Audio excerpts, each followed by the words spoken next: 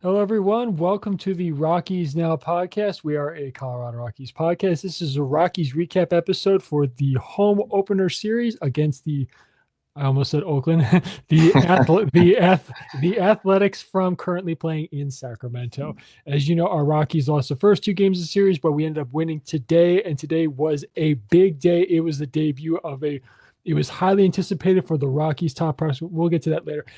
Adam, our own Adam, he was at the game today. Adam, you were there. You felt the energy. Give us some of your thoughts on what it was like today. Yeah, man. There was a palpable buzz walking into the stadium. I feel like people probably wouldn't have shown up today if it weren't for Chase Dollander and his first start happening today. A lot of people were talking about it. It was just an exciting time to be there, man. And I think you guys saw on my Instagram that I was sitting right behind home plate. That's the place you got to sit for a pitcher's debut, right? And I was lucky enough to find some seats there. So just watching him pitch, man, his delivery is so smooth, so repeatable. I think it lends itself to him staying healthy for the long run, hopefully. But he has some electric stuff, man. And I think the A's saw firsthand what it's going to be like to face him for the rest of the league. And I'm really excited, man. I think he's going to be a good one. I really do.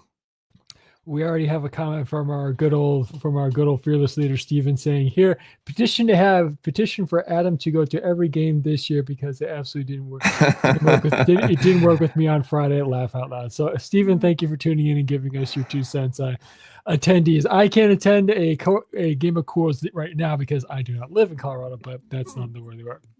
So anyway, we will get to more in-depth analysis of Game 3 in a little bit. Obviously, it was a big win, and some people are already chiming in how the offense just came alive. But Adam, I've got one question. You were sitting, of course, behind the plate there. Yeah. Goodman was the catcher. Was there anybody saying, Goodman, call the cutter, call the fastball up? Was there any of that today, or did you not? Did you not hear any of the coaches in the stands? I did not hear any of that stuff today. If you guys heard people yelling, it was probably me yelling at CB Buckner because he was atrocious today, and that kind of, I guess, had something to do with Dollander giving up an extra run there. But we'll get to that when we talk about Game 3. But yeah, no, it was good. It was awesome. I'm glad I was there. CB Buckner, in my opinion, is now the new Angel Hernandez. So, but that's a conversation for another time. We won't bore people with our opinions on certain players. So anyway, let's get into this. As you know, this was the Rockies' home opener series of the season. As you know, our fearless leader Steven was at Game 1 against the Athletics, which the Rockies unfortunately lost 6-3. A quick recap of that one for the Rockies. It was Ryan Feltner, and he didn't pitch that well. 5 innings. He only gave up 2 earned runs. 3 runs crossed the plate, but only 2 of them were earned for him. So it wasn't a bad start. And of course, things were looking good with, of course, Herget, Alexander, Vodnik, Halverson each throwing innings. Halverson throwing 2 innings, all not allowing any runs to cross until, unfortunately, it came to Chivili. He ended up letting 3 runs cross the plate, 2 of which were earned to him, and that is unfortunately how the Rockies lost Game 2. Big time offensive performances in Game 1. Ezekiel Tovar did get 3 hits. Toglia and Kyle Farmer added 2 hits apiece also, and there were a couple few big defensive plays. And even though, of course, I know we all saw the talks on social media, it was snowing during the game, and a number of people nicknamed it Snow Pinning Day. So that was kind of a little funny little thing. My family actually asked me about that, and they said, and they just were all shocked. But then again, we all know that's Colorado weather for you, even in the month of April. Absolutely. So again, and it didn't, of course, help that Ezekiel Tovar made that unfortunate throwing error that caused a little bit of an issue in extra traffic. But the one big thing, you and I talked about this in the pre-show meeting, was that the Rockies were 1 for 15 with runners in scoring position during this game. We left 13 runners on base. So the Rockies had their opportunities to win. You could say either take the lead and win, or just not allow it to get to the point where Chivili, the pressure's on him, and he unfortunately gave up those runs to allow the Rockies to lose. So again, when you have an offense like this, that's not exactly full of world beaters, you're going to have some struggles. You're going to have inconsistencies, but a game like this where you are 1 for 15 with runners in scoring position, if you want to contend, that just can't happen. So, Adam, what do you think? I was kind of thinking this along the same lines. I was a little surprised that we saw as much offense as we did with all the snow, honestly. Even late in the game, because it's cold. It's not fun to hit in cold weather. I can tell you that, man. But yes, the 1 for 15, 13 guys left on base lends itself to not winning baseball games, right? So we know that. And I want to harp on the positives after we're talking about that. So the Kyle Farmer play was kind of bizarre. But Kyle Farmer is playing well. He's playing really well when he gets in there. I'm not sure it's sustainable, but he is coming up with clutch plays. He's playing pretty solid defense. He's having good at bats. He might arguably be having the best at bats on the entire team when he's in the lineup. So it was nice to see him come up clutch in the 8th inning and be able to, get the guys going and get on base, even though it was a home run, in my opinion. But you probably know the rules better than I do on that. But the other big thing, too, in that same inning was Jordan Beck, one of the young guys, one of the guys that we really like here, coming up huge with a hit, right? Coming into the at-bat 0 for 3. I believe he had, was it 3 strikeouts coming into that bat. So for him to, clear the mind and be able to come through clutch and get a single, that's huge for his development. And it was huge in the game for the Rockies. Unfortunately, after that, they couldn't get anything going. And it was one of these series where it felt like starting from game 1 that they could have won every game, or that they should have won every game. They just weren't able to execute. So I think, like you said, just leaving guys on base is going to be a big problem for the Rockies if they don't get that fixed. Yeah, to your comment about swinging the bat in cold weather, to me, that is tough. Don't get me wrong. But to me, just catching the ball in cold weather, because think of it, that baseball in the cold weather, it kind of feels like catching a rock. So, and again, I don't know how pitchers keep their finger, because how in the NFL, you got those hand warmers they put around their waist right there to put their hands at, like quarterbacks. When a pitcher's out there on the mound, it's not like he can put his hands in there for a little while in between pitches with the pitch clock. It's just, I don't know. It's just, to me, how you can keep the consistent release with the cold weather like that with your fingers, and you got to put pressure on the laces. I don't know, but that's just me though. I've never pitched in that cold weather, and I've never pitched in a game where it's snow. I have been to games where it has snow, but not that bad. So, but excuse me. All's well. The Rockies ended up losing this game 6-3. It was a bummer loss, but the good news is, just a point in this series, I know this doesn't make us feel any better. At least we lost by less than 5 runs in the 2 losses. But again, I digress. We don't want to see losses anymore. But anyway, let's move on to game 2. I'm not going to harken over what happened in the past. So for the Rockies, game 2, it was German Marquez for the Rockies on the bump. He ended up going 5 innings pitched, giving up 4 runs to cross the plate, but only 3 of them were earned to him. The big issue for him in this game was he had 6 walks. He had to navigate some pretty significant traffic, and had he been more consistent in attacking the strike zone better, and probably even knocked that down to only 1 or 2 walks, I think he could have quite possibly gone 6 innings. We also saw Herget and Alexander again in this game. Alexander ended up letting 3 earned runs cross the plate. Jake Berg was good. He got out of that jam right there with pitching a third of an inning, and Bradley Blaylock came in to pitch 2 scoreless innings for the Rockies to end up only giving up 6 runs, 7 runs total. Pardon me. I forgot about the one that was not an unearned run. Ryan McMahon did have 2 hits. Sean Bouchard did have the big home run. Rymack also added a long ball over the fence. It was his first one. It was both their first home runs of the season. Altogether, I mean, again, this game was not, you could, again, when it's, how do I say this? When you come into the game against a closer like Mason Miller, there's always a chance for a comeback. Even though the guy throws triple digits on a consistent basis, there's always a chance to mount some base runners and drive runs in. But again, I didn't catch too much of this game, so I don't know exactly what the full extent of it was. It's just, you wish you could win. I hate losing close games because it's a pain in the neck, especially when you have to do it against one of the best relievers in the game. Adam, what are your thoughts? It's just, I just hate seeing close losses. Sometimes I wish they were reversed where we win the close games, but this game was winnable. And Let me just check one more thing with the total. In total, the Rockies pitchers not just walk six. We walk 7 batters total. So Herman Marquez having a lack of control is a problem. So what are your thoughts? Yeah, well, Jake Bird with a little bit of foreshadowing for his Sunday performance last night, getting out of that jam, right?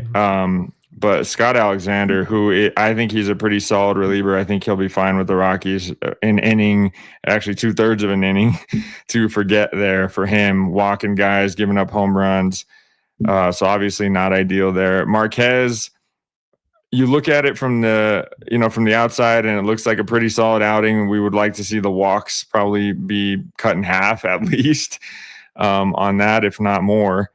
But again, the Rockies with a 1 for 8 with runners in scoring position, 7 guys left on base, which isn't as bad, but it's still a 1 for, right? It means you're not coming through when you need to.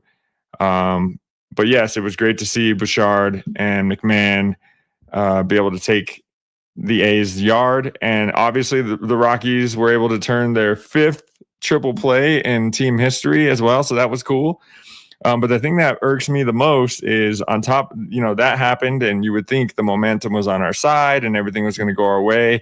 On top of that, the Rockies were up 3-0 in this game.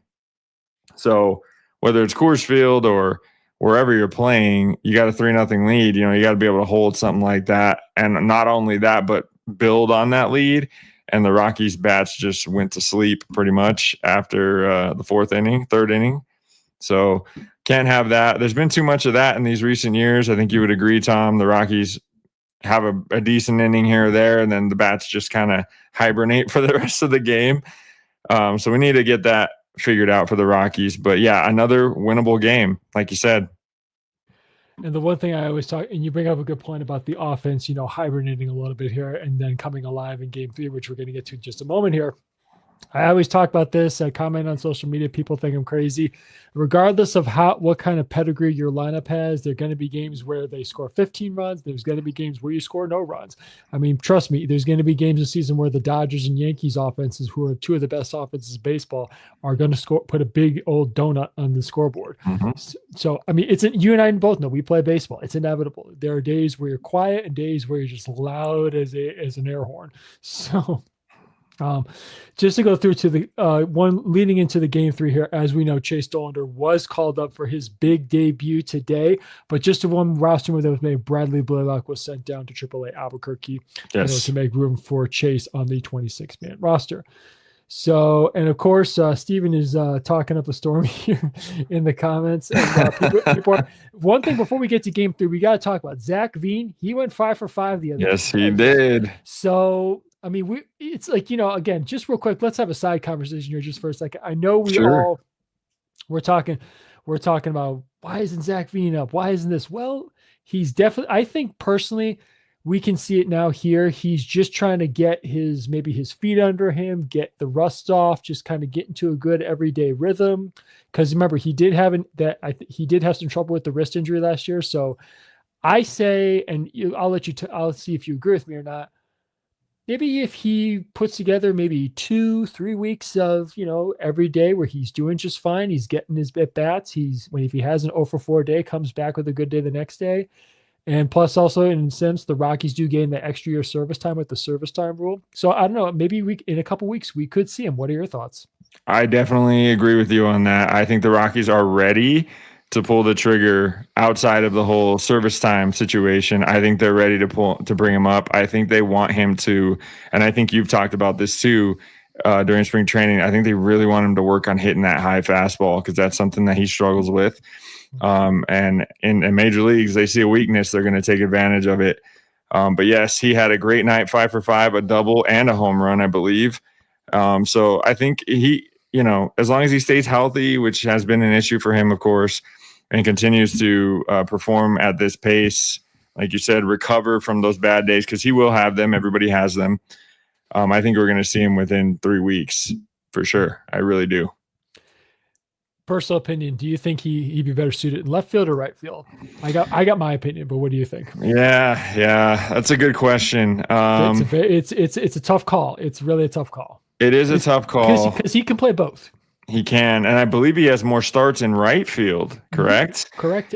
not by a dramatically wide margin, but it's his most played position guy. Yeah. But the good Yeah. news is he's athletic enough to play center.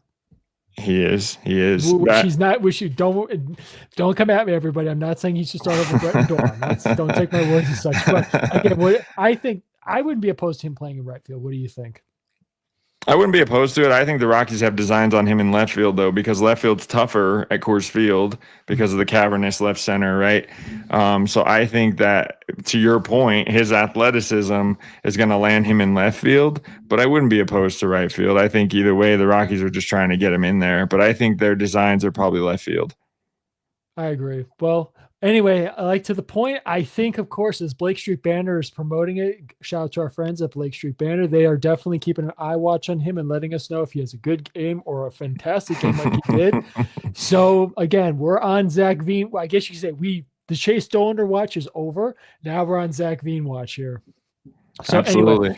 Anyway, let's now pivot over to game 3 real quick. I'll give a quick intro because, as we all know, our Adam was at the game today. So real quick, I'll just give a quick intro and I will let Adam have it and he can talk about the atmosphere. So as everybody knows, today was the debut of the Rockies' #1 prospect, Chase Dollander. Not #1 pitching prospect, #1 overall. Yes, he is ranked ahead of Charlie Condon for a brief there. I don't know why Condon was ranked in front of him, but none here nor less. So again, so today was Chase Dollander's debut on the mound. He did have some struggles. He went through typical, obviously he was excited. There was butterflies in his stomach. He was amped up.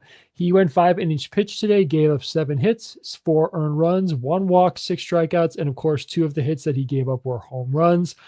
But the one thing is we can talk about, he did not let it get to him. He stayed strong, stayed tough in his mind, and got through that little bit of foot traffic there in the 5th inning.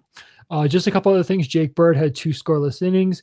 Luis Peralta came in for a third of an inning, and Victor Vod nailed down a 1 2/3 inning save for all today. And of course, the bats came alive. Ezekiel Tovar had 4 hits. Bretton Dole had 3. And Chris Bryant, believe it or not, he had 2. Yes, everyone, Chris Bryant had 2 hits today. So just for some people who are doubting a little bit, Chris Bryant every so often can still have a multi-hit game. Bretton Dole had the home run. So like I said, Chase Dollander was the winning pitcher. Estes from the Athletics was the losing pitcher, and Victor Vod nailed on his first save of the season. The Rockies won by a score of 12-5 to salvage the finale and avoid getting the brooms out for a sweep. Adam was at the game. Adam, go ahead. How was it?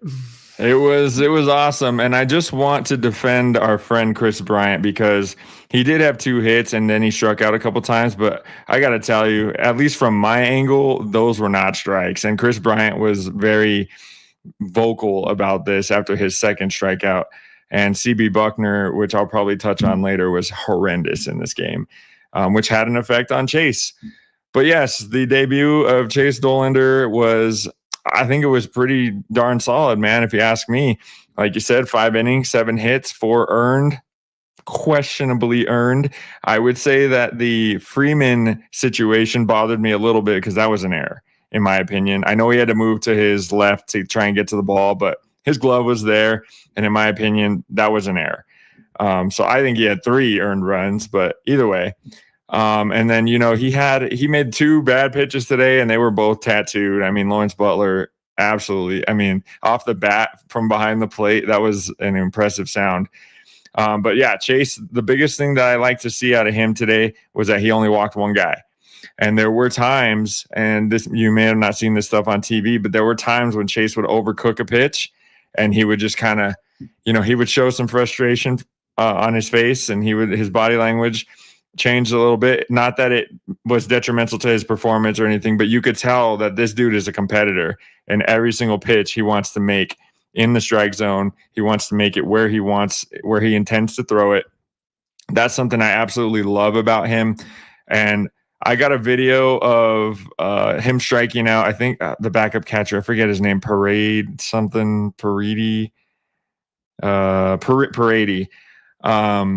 And he threw him a nasty curveball, man. And I can tell you, just watching from behind home plate, that thing's going to be hard to hit. Even at Coors Field, the break, it wasn't hanging or anything like that. The one thing that could get him in trouble at Coors Field is maybe that cutter, if he hangs it a couple times. But Tom, you said earlier too, and I'll let you come in here in a second. He threw that cutter a little bit more than we maybe anticipated, but it was an effective pitch for him. And man, when he leaned into it and can reach 98 on some guys, that was extremely impressive for sure. So I think it's going to be up and down with a rookie pitcher. Anytime you have that, it's going to be. He looks dominant and he's going to struggle sometimes. And we just have to kind of grow through that with him. But this guy has the mental makeup that you want in an ace. And I think that is just what he is. He is everything that he is as advertised as. And it was extremely impressive from that starting point and from that point. And then Jake Bird today. Oh, my goodness. He looked absolutely unhittable. He looked like the best pitcher on the planet. Like, he came in 2 innings, 5 strikeouts. And let me tell you, I don't know if you guys hear this on TV, but that dude grunts every pitch, and it's very entertaining. It's just like, ugh. So, but he was striking out guys. That slider was disgusting. Those guys couldn't touch it. Even if they knew it was coming, I promise you, they weren't hitting it. And then the big thing on offense, guys, Doyle and Tovar, we'll call them. They really set the table at the top of the order, unlike any time that they have throughout the season so far, where they're both going. And I think that really jump-started the Rockies offense. The middle of the order still is struggling a little bit. McMahon and Goodman, I'm not sure Goodman's long for the cleanup spot, but the Rockies have an issue there where they don't really have a huge presence there until Tolia starts picking it back up and cuts down on the strikeouts. But yeah, Mickey Moniak made a nice play on the first pitch, I believe, of Dolander's career, making a nice diving catch there. So overall, the bats came alive. Everyone can petition for me to get season tickets now because they finally scored more than 4 runs. And it was nice to see, man. And let me just tell you, being there in person, let's just cheer for Chris Bryant. Okay. We want him to be successful. We want him to do good. We want him to. I heard some guys yelling at him when he struck out. I was like, dude, those aren't strikes, man. He's having good at bats. He had good at bats today. And let's just hope that continues into the future. And we'll look forward to Chase Dolander's next start, Tom. Yeah, real quick comment before we'll get to Dolan back to Dolan in just a second. But I got to tell you, your comment about Doyle and Tovar is spot on. Because if you remember when Charlie Blackmon and DJ LeMahieu were at their peak years with us, that was one of the most formidable 1-2 punches at the top of any lineup in baseball. Absolutely. And I think, and I'm not just saying those two are Blackmon and DJ. They still got a ways to go to get to their accolade accomplishments, but I think we have some with Doyle and Tovar. We have something here at the top of our lineup. We have 2 guys who can absolutely just crush the ball when need be, but also get a good hit. My one concern is obviously they're 2 guys who don't walk a lot. So maybe of course they'll have a better understanding. They're young players. They're gaining a better understanding of the strike zone. So we'll see what happens. But the point is, I love those 2 at the top of our lineup. I was going to say, and one comment now back to Dolander. I got to say, I was a little surprised that Goodman was the catcher. I'm not doubting Goodman's abilities. I thought Stallings, being the veteran, was going to be the catcher. Again, maybe he caught game 1 and Goodman caught game 2 and 3. Maybe Stallings was sick. Maybe he wasn't feeling it. Maybe he's kind of injured because, again, he did get nailed in the throat the other day. So, again, I don't know. That's just my thing. But to your point about Dolan using his cutter, he seemed to be using his curveball pretty effectively as well. Again, a curveball can be a hit or miss pitch at altitude, but and again, also it's unfortunate because when you have your debut with CB Buckner behind him, luckily Angel Hernandez is gone. But when you have CB Buckner, it's like a big welcome to the big leagues here, kind of a middle finger thrown back at you too. Well, and one thing, go ahead. What are your thoughts more on that right there? Just one quick thing on that, because you brought up CB. If you guys heard anybody yelling at the umpire during the game on TV, it was me. I was behind home plate. You probably heard me. I'm like, pick a strike zone, man. Pick a strike zone, because when Lawrence Butler hit that home run, he threw a strike. You can't throw a better strike to a guy. He threw it to Butler, and instead of a 1-1 count, it was a 2-0 count. And in that situation, you completely change the complexion of the at-bat. right? So maybe he doesn't throw that pitch, and maybe Lawrence Butler doesn't hit a home run. There were a couple things that didn't go his way, but I really, really liked how he just kind of shook it off, man. He just went on to the next pitch. You can tell that he's a competitor, but you can also see that he has that baseball amnesia, as our baseball coaches have probably told both of us over the years. So yeah, CB Buckner was just atrocious today. And hats off to the Rockies offense, 7 for 13 runners in scoring position, Tom. Yeah, much better. You want to see at least 50%, if not over, in games. Even, again, I'm not making fun of the Athletics when I say this. It's just when you play more competitive teams than them, again, the Athletics have played good this year so far, but when you're going to play teams like the Dodgers, in the Padres, the Yankees, you got to have at least 50% or better with runners in scoring position. So hopefully offensive days like this show up when we play specifically the Dodgers, because I want to give them our best. Absolutely. So again, we'll see. But all in all, we can all jump up and cheer and be thankful that this guy has arrived. And as I mentioned to you in the pre-show meeting, it's been almost 21 months to the day when we drafted him. And here he is. Some people have commented, let's give him a couple more starts and maybe we'll send him back down or keep him. No. He's here to stay. He's going to go where the Rockies organization is going to let him go. He's going to start every 5th day. So let's enjoy it here, people. The future's starting to kind of take shape a little here. And of course, as you know, we're on Zach Veen watch. We'll see how that goes. Like I said, 5 for 5 last night. We'll see how that goes. But yeah, let's get quickly into the upcoming games here real fast. Tomorrow is an off day, so we can all rest and absorb Chase Dollander's success so far. And then the Brewers, who, again, I picked to win the NL Central, are coming to town. So let's see. The matchups here so far, it's TBD for the Brewers in games 2 and 3. Game 1 will be Kyle Freeland versus Freddie Peralta. That game will be an evening game at 6:40 p.m. Mountain Time's first pitch. Game 2 for us is Antonio Senzatella. That is also 6:40 p.m. Mountain Time. And then on Thursday is a getaway day. We have Ryan Feltner going back over to the bump, trying to rebound from his opening day kind of rough start going for it.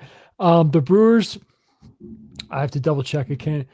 Pardon me for just like I don't have the standings necessarily right in front. 5 and 5. 5 and 5. Because I know, of course, they had the tough start in the tough start in New York. That's the one thing that's sinking in my mind, everybody. But of course, just looking at they are right now currently second in the NL Central. The Cubs are in first place at 7 and 5. The Brewers are in second place with 5 and 5. The Brewers, of course, this may have something to do with their tough series in New York where the Yankees scored a lot of runs. They currently have a negative 22 run differential, and they are 5 and 2 at home, and on the road they are 0 and 3. Of course, that is the sweep in New York against the Yankees. So maybe some of that luck will play on our side as they come to Coors Field.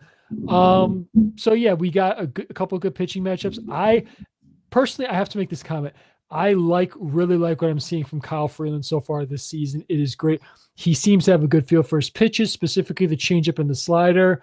So hopefully he can continue that success and set the tone for this series on Tuesday. Adam, what are your thoughts on that? Yeah, absolutely. I think I made a prediction, which I thought I was out of my own mind when I said this, but I thought Kyle Freeland would turn back the clock this year and pitch like he did in 2017, 2018. And here we are. He's doing that. Hopefully it continues. But yes, one thing I want to touch on real quick, because the Brewers are coming to town and it happened today. Peralta, I'm not sure he's going to be available. I'm not sure what happened with that. When he got hit by that ball, that comebacker from Rooker, he looked like he was saying he was okay to the trainers, but I think they wanted to take him out for precautionary reasons. I could be totally wrong on that, but that's an arm that you need if you want to win series like this. So hopefully he'll be okay. I don't know if you've heard an update on him at all, but we need all hands on deck if we're going to beat contending teams, especially at home, and take care of our business. Yeah, right now I'm just checking to see if there's any real quick while we're talking here. I'm just checking to see if there's I don't see any updates on him specifically. So we'll have to see. As I did mention, I think, again, they have the off day tomorrow to let him rest, and I'm sure they'll reevaluate him either late Monday, early Tuesday morning. And if they need to make a roster move, I'm sure if I had to make a prediction, I'm sure Bradley Blaylock will be back here on Tuesday. Luckily, it's not a long travel from Albuquerque, so he doesn't have to go far. Unlike, again, little White Sox example here in Chicago, the AAA team is in Charlotte, so that's kind of a decent plane. That's a decent plane flight if you get called up or sent back down to go back and forth. So, but unlike the team on the other side of town, the Cubs, their AAA team is in Iowa. So again, that's about a 5-hour drive to Chicago. But anyway, I digress. So we'll keep an eye on that, and I'm sure everybody will see on social media whether or not Luis Peralta, if he does need an IL stint or if he's not going to be available. Again, we'll have to wait and see. So, but again, the Rockies lose this series 2-1 to the, again, I got to stop myself, the Athletics. The Ats currently playing in Sacramento. So, and again, we'll see. No word on whether the Vegas stuff is official, but we'll have to wait and see. They've got to get that going if they want to be in Vegas by 2029, I believe is when they're supposed to be there, because I think this is a 3-year deal with the city of Sacramento. Yeah, and one quick thing, Tom, I just want to say real quick. Yeah, sure, guys, the season hasn't shown itself to what it's going to be yet. Get out to Coors Field and support these guys, okay? It's not their fault that the owner is who he is. These guys play hard for us, and we want Chase Dolander to feel welcome. We want Zach Veen to feel welcome. We want to make these guys want to stay here long term, right? And this is a rebuilding kind of thing where we're going young in a lot of areas. So get out there, support the team. If they're at 90 losses in July or August or whatever it is, right? Then that's maybe the time to stop going, because the product's bad. But the product isn't bad. It's just not playing good right now, in my opinion. So go support the team. I think there's still positives for us to root for. And here's something interesting to keep in mind. We only have a negative 12 run differential. That's kind of interesting. I don't know about you. That's kind of interesting. You would figure people who characterize this as being so bad, quote unquote bad, would have a worse run differential, but it's not horrible. And again, we haven't played any of our divisional opponents just yet. We're only 9 games in here. A season isn't defined by the first 9 games. So no, it is not. This is a marathon, people. We're still conserving some of our energy. We're not in full sprint mode here. Yeah, go see Brenton Doyle. Go see Ezekiel Tovar. Go see Chase Dolander, Zach Veen. Or even if you just want to show up for Freeland and Dolander starts, have at it. I'm sure I would personally like to see Felder. I think he could rebound for a big year this year. So we'll see. Absolutely. Yeah. But anyway, so that's going to do it for us on this Rockies recap episode. Again, we will be back later in the week to recap the Brewers series. I believe, Steven, it's you and Adam, it's you and Steven, right? We'll get back to you. I can't remember off the top of my head. Again, just to give folks a little bit of a background here, we are only going to be doing 2 of us an episode for recap episodes. So stay tuned to see who's going to be recapping the Brewers series. So again, it's a home series. If you're in the mood, go out and support the Rockies at Denver at Coors Field.